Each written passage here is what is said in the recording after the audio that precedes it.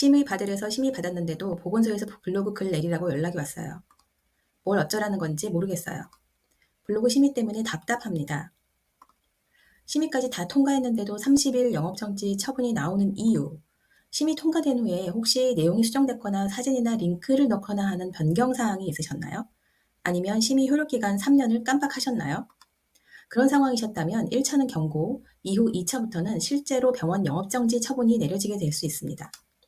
병원 영업정지 처분은 너무 큰 손실이기 때문에 차라리 과징금으로 대체하는 경우도 있을 수 있는데요. 만약 병원의 연매출이 12억이라면 1일당 과징금은 200만 원을 넘는 걸 보실 수 있고요. 15일 영업정지에 대한 과징금을 계산을 해보면 3천만 원이 넘는 걸 계산으로 알 수 있게 됩니다.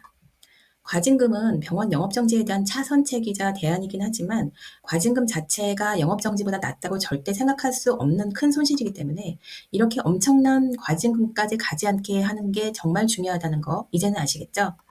그렇다면 만약에 의료광고 심의 통과 후에 어쩔 수 없이 수정 변경이 필요하거나 심의 유효기간 3년을 넘길 위험성이 있다면 어떻게 해야 영업정지나 엄청난 과징금을 피할 수 있을지 빠르게 알려드릴게요. 먼저 심의 통과는 했는데 가만히 생각해 보니까 내용을 좀 수정하고 싶다던가 사진이나 병원 관련 링크 한두 개 정도 넣어보고 싶으실 수 있는데요. 이럴 때는 임의대로 변경하시면 안 되고 변경된 사항이 있다면 반드시 다시 심의를 진행하셔야 돼요. 괜찮겠지 하고 수정 변경하고 그냥 광고하시면 이미 심의받은 내용도 불승인 처리된다라고 명시가 되어 있습니다. 그 다음으로 심의 유효기간 3년이 되기 6개월 전에 다시 심의를 신청하셔야 동일 내용으로 계속 광고를 하실 수가 있어요. 이렇게 말씀드린 것처럼 왜 문제가 되는지를 알고 계시는 게 정말 중요합니다. 한 가지 더 여기서 유의하셔야 될 부분이 있는데요. 의료광고심의위원회에서 각 케이스별로 어떻게 설명하고 있는지를 꼼꼼하게 확인하실 필요가 있어요. 앞에 말씀드렸던 내용을 수정하거나 사진이나 링크 추가 같은 경우는 미심의 의료광고로 볼 수 있는데요. 이에 대한 심의 기준 내용을 잘 살펴보셔야 돼요. 심의받은 내용과 다른 내용이라는 문구 보이시죠? 제일 하단을 보시면 수정 변경을 한 후에 심의를 안 받고 광고를 하는 것은 어떤 경우든 불허한다 라고 되어 있습니다. 변경사항이 있는 심의 없이 그대로 광고하면 안 된다라는 뜻이죠. 3년 유효기간 만료 6개월 전에 재심의를 신청을 해서 새로운 심의필 번호로 광고를 해야 한다는 거 꼭 잊지 마시고 체크를 하셔야 됩니다. 이렇게 심의받지 않거나 심의받은 내용과 다르게 광고를 할 경우에는 1차는 경고지만 2차부터는 바로 영업정지 처분이 시작돼요. 만약 병원 영업정지 처분을 과징금으로 대체한다 하더라도 병원의 엄청난 비용 부담은 마찬가지이기 때문에 뭐가 낫다라고 말할 수가 없게 되는 거죠. 매출을 올리려고 마케팅을 시작하셨을 텐데 매출은커녕 생각지도 못했던 영업정지나 과징금에 엄청난 법률적 비용 손실 위험까지 가지 않도록 사전 리스크 관리가 왜 중요해졌는지 이제는 알게 되셨을 거예요. 그래서 병원 마케팅은요, 대충 몇 가지 단어만 조심하면 되는 게 절대 아니라는 걸 원장님들께서 꼭 유념하셔야 되고요. 현재 대행을 맡기고 계신다면 대행사가 이런 의료 광고 리스크에 대해 얼마나 철저하게 검증하고 관리하고 있는지를 원장님께서 반드시 관리 감독하셔야 됩니다. 일부 원장님께서는 대행사 잘못이니까 대행사 책임 아닌가요? 라고 하시는 경우도 있는데요.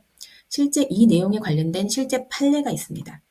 의료광고 위반 때문에 업무정지 2개월 처분 대신에 1,725만 원 과징금을 받은 상태에서 처분이 너무 과하다는 병원 측 주장으로 부가 처분을 취소하는 청구를 한 경우가 있었어요.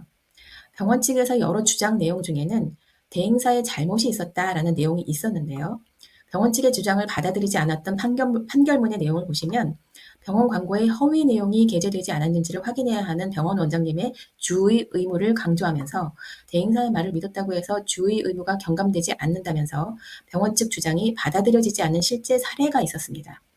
이렇기 때문에 대행사가 알아서 잘해주겠지 하시면 안 된다는 거예요. 이래서 이 판례는 대행사의 의료광고 리스크 관리 능력이 이렇게 중요하다는 걸 보여주는 결정적인 실제 사례라고 보시면 돼요. 저는 지금까지 병원만 전문으로 마케팅 대행을 해왔는데요.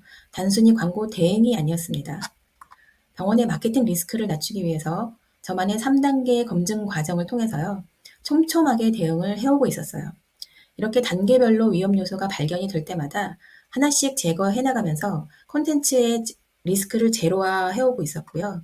온라인 마케팅뿐만 아니라 매출을 올리는 데 필요한 병원 내부 전략까지 적용을 해서 기존 온라인 마케팅의 한계인 병원에 오게 하는 것만으로 끝나는 반쪽짜리 마케팅이 아니라 방문 고객이 결제까지 하게 만들고 계속 재구매까지 유도하는 병원 내부 요소까지 통합시킨 마케팅 전략을 진행을 해왔기 때문에 이런 통합 마케팅 전략이 적용된 병원들은 광고 효율은 좋아질 수밖에 없었고요. 매출은 당연히 올랐습니다. 오늘 영상을 보시고 현재 병원의 매출 문제에 대한 고민을 하시면서 우리 병원 마케팅에 어떤 위험 요소가 있는지 걱정이 된다 싶으시다면 영상 아래 고정 댓글을 꼭 확인해 주세요. 다음 영상에서 뵐게요.